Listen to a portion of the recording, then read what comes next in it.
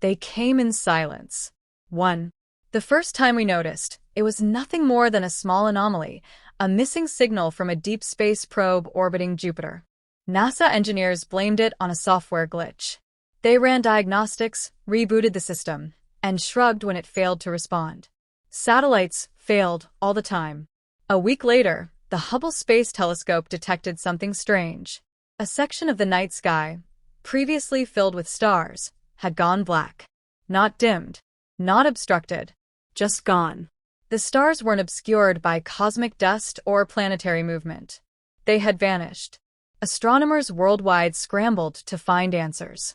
Theories of interstellar phenomena filled scientific journals. Some whispered of extraterrestrial activity, but they were dismissed as alarmists. Then the silence spread. 2. At first, it was subtle. Radio signals from deep space stopped bouncing back. The usual hum of electromagnetic noise that filled the void between planets faded into nothingness. Still, the world moved on. Then came the birds. It was a Sunday morning in New York City when the first report surfaced. The usual cacophony of pigeons, sparrows, and crows was absent. Parks were empty of songbirds. Ornithologists couldn't explain it. Birds don't just stop calling. But again, people carried on.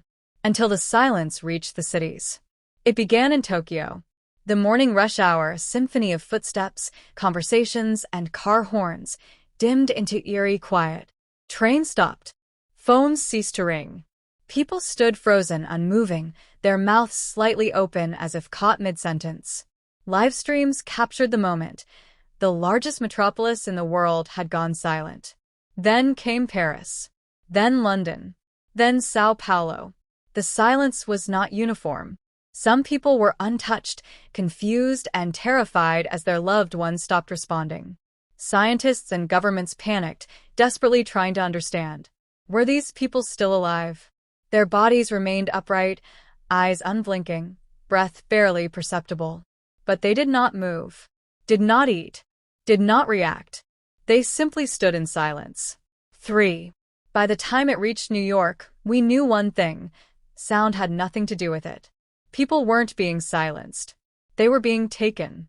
I was at home when my phone stopped working. The hum of the refrigerator faded. The distant sound of traffic outside my Brooklyn apartment ceased.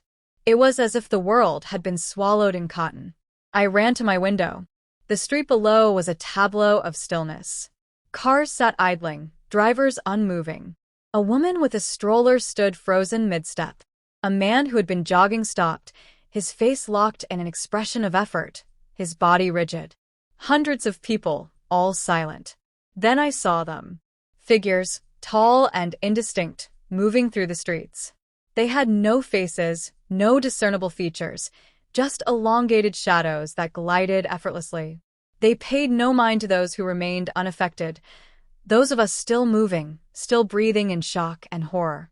I held my breath as one of them passed beneath my window. It paused, as if sensing me. My heart pounded in my ears. Then, just as quickly, it moved on. I didn't know why I was spared. 4. The news stopped broadcasting within hours. The last report speculated that only a small fraction of the population remained. Theories ranged from genetics to brain activity to sheer luck. None of it mattered. Those of us left could only watch. In the following days, the frozen ones began to change. Their bodies, still upright, started to fade. Their skin grew translucent, their forms shimmering like mirages in the summer heat. Then, one by one, they disappeared entirely, as if they had never existed. It wasn't just humans. Dogs. Cats. Every bird in the sky vanished. The world was growing emptier, quieter. We tried to run. Planes refused to take off. Cars wouldn't start. The power grids failed. Cities became graveyards. And through it all, the shadow figures roamed, indifferent. They were not conquerors. Not invaders in the traditional sense. They did not kill, did not destroy.